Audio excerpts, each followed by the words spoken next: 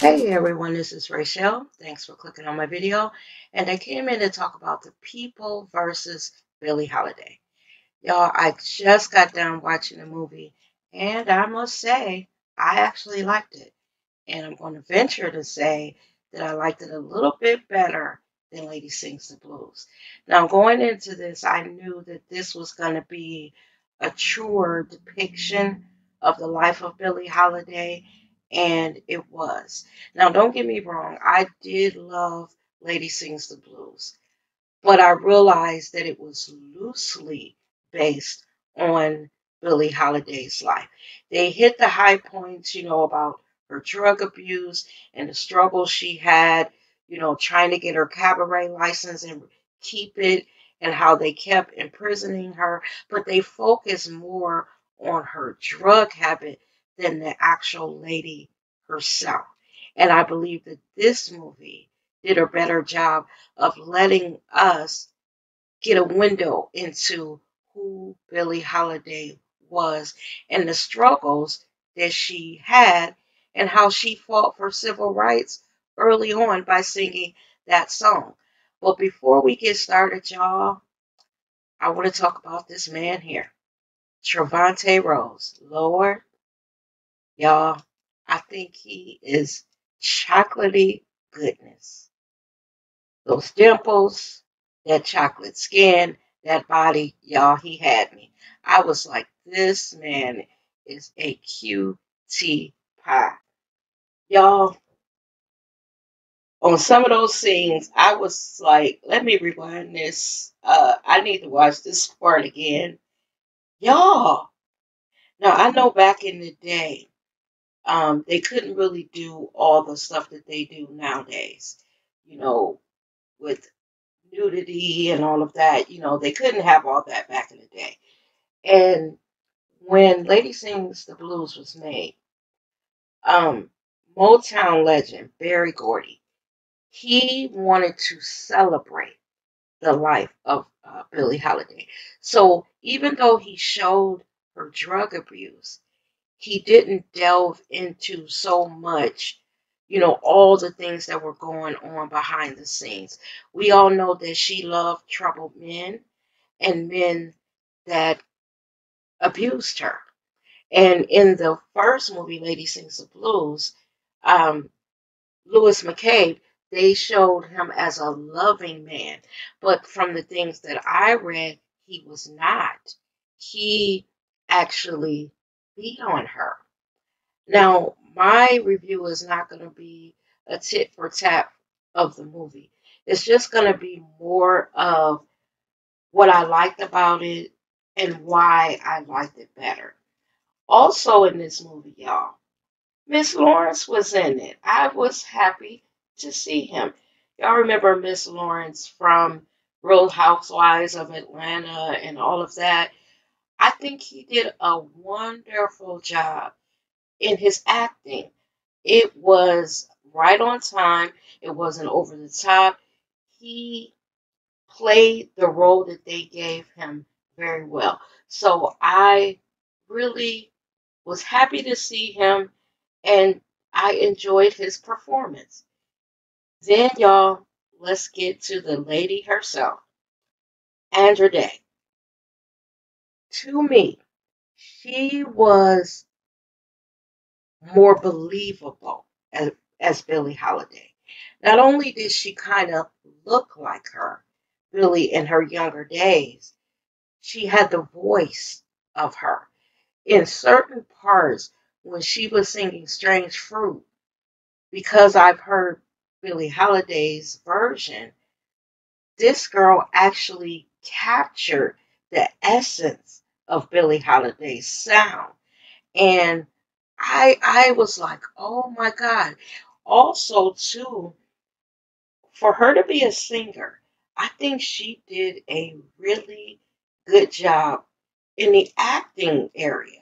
I she was believable to me. It wasn't like they plucked the singer, to play this role, but the singer couldn't act. So not only was she singing, I think she acted the role. You know, when you read about Billie Holiday, you know that Billie Holiday, even though they called her Lady Day, Billie Holiday was kind of a roughneck, y'all. So that sitting with her legs open, the cussing and all of that, that was Billie Holiday. And I believe that this girl captured all of that. Y'all, I want to get back to the scene with her and Trevante, the one that played Jimmy, the FBI agent or the Secret Service or whoever he was, y'all. I'm telling you, just remembering the scene. But y'all know that he was the black agent that was sent in to investigate her and get the goods on her, and he ended up falling in love with her. Y'all, that scene when she had her butt toothed up in the air and he have told her no, not this way, and basically he was telling her, you know, I want to love you. I want to make love to you. And when he licked the crack of her butt, I was like, Lord, let me rewind this. Did I see that correctly, y'all? I was like, what the hell? Oh my God. Lee Daniels, I knew that something like that was going to be in there. Y'all, wasn't that scene over the top? I was like, what now? And cute as he is, girl, I was like, whatever. And then, y'all, the guy that played Louis McKay, the part when they were sitting, when the guy Jimmy, the FBI agent, was sitting on the side of the bus, and she came out with the suitcases. And basically, she was telling him, this is not going to work. I'm not a good girl, and I'm not the one for you. I was sitting there thinking, girl, I would have became who he wanted me to be. I would have left all that bad stuff behind, put that needle down, and would have let this man love me. But that was the tragedy of her life. She was a very talented woman, but she was troubled. You know, she was raped when she was 9 or 10 years old, and that causes deep scars in you. So it's almost like she didn't know how to be loved. And that's basically what she was telling him. To her, in her head, love hurts. And it's not love unless it is hurting, unless it is trouble. And his calming, loving ways scared her. And when she was explaining that to him, at first I was like, what? You don't like him. You like the ones that are troubled, that are beating on you. But then as I sat there and thought about what she was saying, she said something about feeling safe because that pain and the trouble is all she knew. So that was the norm for her. So when she got with someone that didn't put her through all that, it's almost like she knew this man cared, but she was scared, afraid to accept what he was offering, and feeling like it couldn't be real, not for her. I thought that part was so sad. But I like that he kept coming in and out of her life. Basically, after he got to know her, he realized that the drugs and all of that, it wasn't so much about that. It was that song, Strange Fruit. White America at that time felt like she was public enemy number one. And they were using, and they were able to use the fact that she was addicted to drugs as a way to take her down because they didn't like the fact that she was fighting in her music for civil rights. And y'all, this is like the first time that I really, really listened to the words of Strange Fruit.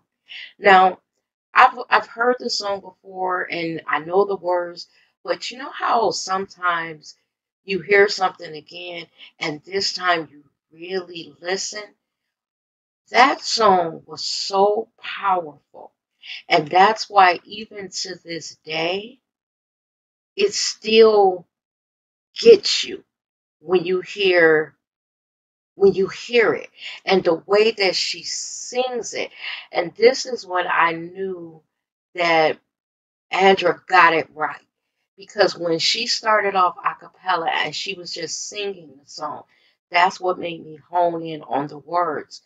And it also it made me pay attention to her as an actress, not just a singer, as an actress.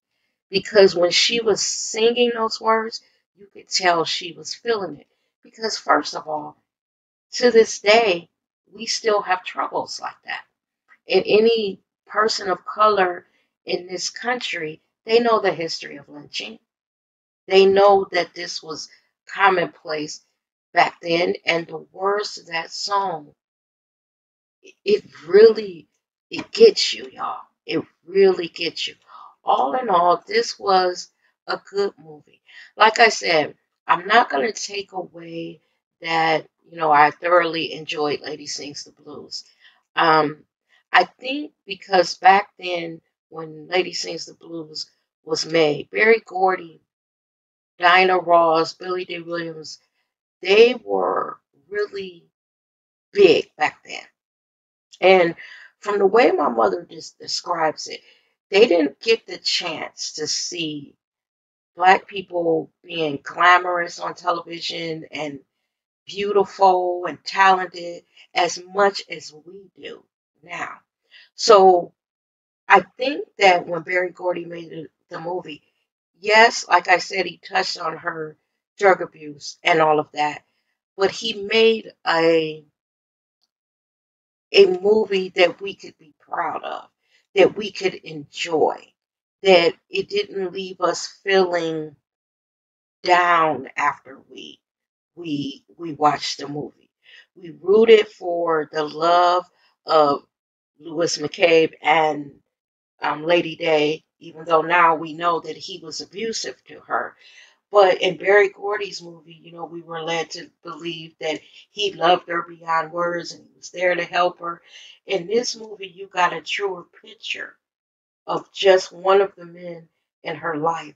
And considering who she was at the time, those men were very cruel.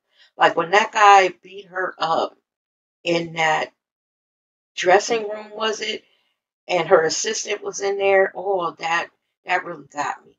To see a man, so brutal towards a woman, and to know that a lot of this is true.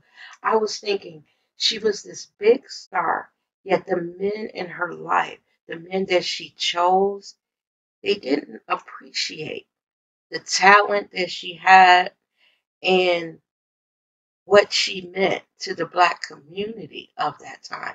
And it was just very sad to watch.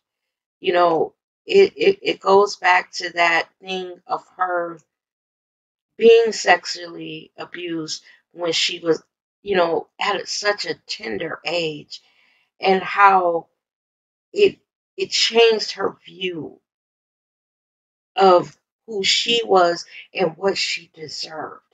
Because this woman, for her time, she was like the Beyonce, I guess, and I'm going to use some of these singers that they have now. The the power that she had, the talent, the love of the black community that she had in her hands. And it's almost like she didn't know it. In the movie, when she said that line to that white FBI officer or agent or whatever, your grandchildren will be singing that song. Wasn't she so right? Wasn't that so right? Because there's not an adult black person today that they may not know all the words to the song, but they know what the song stands for. So that was very poignant when she said that. So I'm going to get out of here, y'all. I don't want to hold you. I just wanted to say that I thoroughly enjoyed the movie. Would love to hear what you think of it. Um, Again, it wasn't a remake of Lady Sings the Blues. They said that a lot of research was done on this movie, and they played it as close to the facts as they could. So let me know down in the comments what you think. Thanks as always for watching my video, and you guys take care now. Bye-bye.